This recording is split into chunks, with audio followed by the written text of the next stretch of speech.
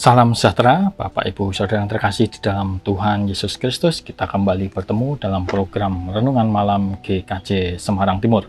Segala kemuliaan hanya bagi Tuhan. Marilah kita berdoa. Tuhan yang kami sembah dalam nama Tuhan Yesus Kristus, kembali kami datang ke hadirat-Mu. Kami bersyukur atas segala kebaikan Tuhan yang terus kami rasakan sampai pada hari ini. Kemurahan Tuhan yang terus kami rasakan, kasih Tuhan yang tidak pernah terputus kepada setiap kami. Dan saat ini Tuhan, kami akan mendengarkan firman-Mu sebelum kami beristirahat. Biarlah apa yang kami terima pada malam hari ini boleh menyegarkan diri kami, jiwa kami, dan memperbarui pemikiran kami dan hidup kami, sehingga hidup kami boleh berkenan di hadapan Tuhan. Terima kasih Tuhan, hanya di dalam nama-Mu Tuhan Yesus Kristus kamilah berdoa dan mengucapkan syukur. Amin. Bacaan firman Tuhan pada malam hari ini terambil dari Ibrani pasalnya yang ke-10 ayat 26 sampai 31. Ibrani pasal 10 ayat 26 sampai 31, demikian firman Tuhan. Sebab jika kita sengaja berbuat dosa sesudah memperoleh pengetahuan tentang kebenaran, maka tidak ada lagi korban untuk menghapus dosa itu. Tetapi yang ada ialah kematian yang mengerikan akan penghakiman dan api yang dahsyat yang akan menghanguskan semua orang durhaka. Jika ada orang yang menolak hukum Musa, ia dihukum mati tanpa belas kasihan atas keterangan 2 atau 3 orang saksi. Betapa lebih beratnya hukuman yang harus dijatuhkan atas dia yang menginjak-injak anak Allah, yang menganggap najis darah perjanjian yang menguduskannya, dan yang menghina roh kasih karunia. Sebab kita mengenal dia yang berkata, "Pembalasan adalah hakku, akulah yang akan menuntut pembalasan."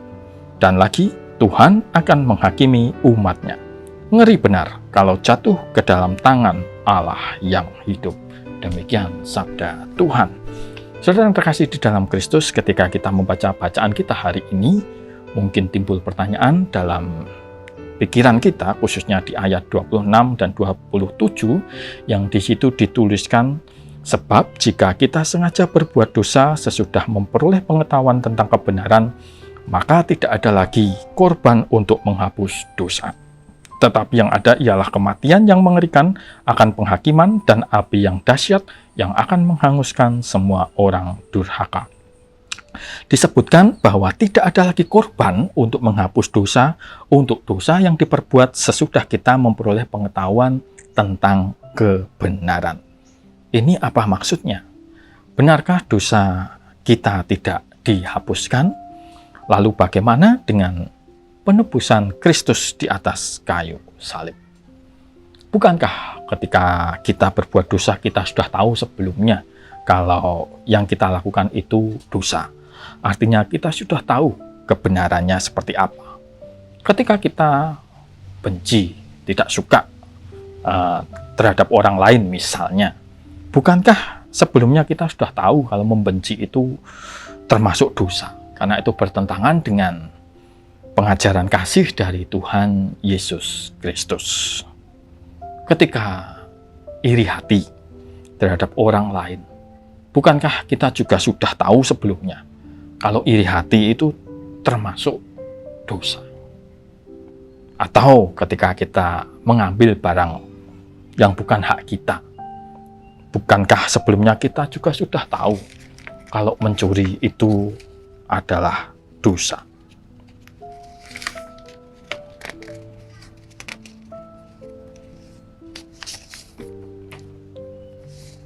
Kita sudah pernah mendengar sebelumnya, kita pun sudah pernah diajarkan sebelumnya.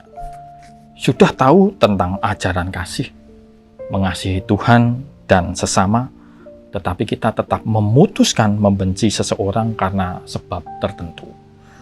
Sudah pernah mendengar nasihat untuk mensyukuri berkat Tuhan yang diterima, tapi tetap silau dengan apa yang diterima orang lain sehingga timbul iri hati. Sudah tahu kalau mencuri itu dosa, tetapi milik orang lain tetap diambil juga. Ini saya cuma mengambil 3 contoh dari sekian banyak dosa yang ada. Dosa yang lain masih banyak lagi. Ketika kita membenci orang lain, ketika kita iri hati, ketika kita mencuri, bukankah itu kita melakukannya dalam kendali kita? Artinya itu bukan merupakan sebuah ketidaksengajaan. Itu kita lakukan dengan sadar dan dengan sengaja kita melakukannya. Bukankah demikian, saudara? Kalau perbuatan dosa ini kita hubungkan dengan Ibrani 10 ayat 26-27 tadi, artinya kita tidak akan selamat. Artinya kita tidak akan ada yang diselamatkan. Yang ada adalah kita semua masuk dalam penghakiman dan api yang dahsyat. Karena tidak ada yang bisa menggaransi seseorang bisa steril dari perbuatan dosa, sekalipun sudah bertobat, sekalipun sudah percaya Kristus, sekalipun sudah tahu kebenaran, tetap bisa jatuh ke dalam dosa. Celakalah kita atas setiap dosa yang kita perbuat setelah tahu kebenarannya. Tidak ada lagi yang dapat menghapus dosa kita tersebut.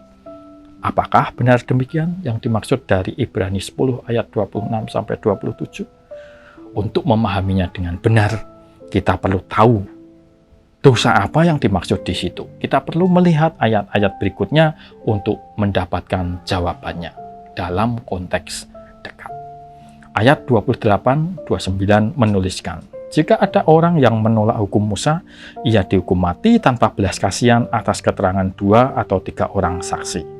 Betapa lebih beratnya hukuman yang harus dijatuhkan atas dia yang menginjak-injak anak Allah, yang menganggap najis darah perjanjian yang mengutuskannya, dan yang menghina roh kasih karunia.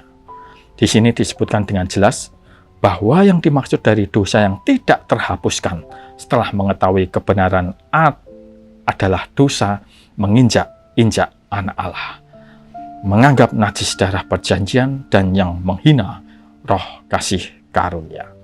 Kalau kita membaca lebih jauh lagi, di ayat 35 disebutkan, sebab itu janganlah kamu melepaskan kepercayaanmu. Perhatikan, janganlah kamu melepaskan kepercayaanmu karena besar upah yang menantinya. Itu ayat 35. Dan di ayat 38, tetapi orangku yang benar akan hidup oleh iman, dan apabila ia mengundurkan diri, maka aku tidak berkenan kepadanya. Saudara yang terkasih dalam Tuhan, kalau kita resapi, kalau kita pahami ayat-ayat tersebut, ternyata tengah berbicara soal kemurtatan. Menginjak-injak anak Allah. Janganlah kamu melepaskan kepercayaanmu, mengundurkan diri dari Tuhan. Bukankah ini tentang kemurtatan?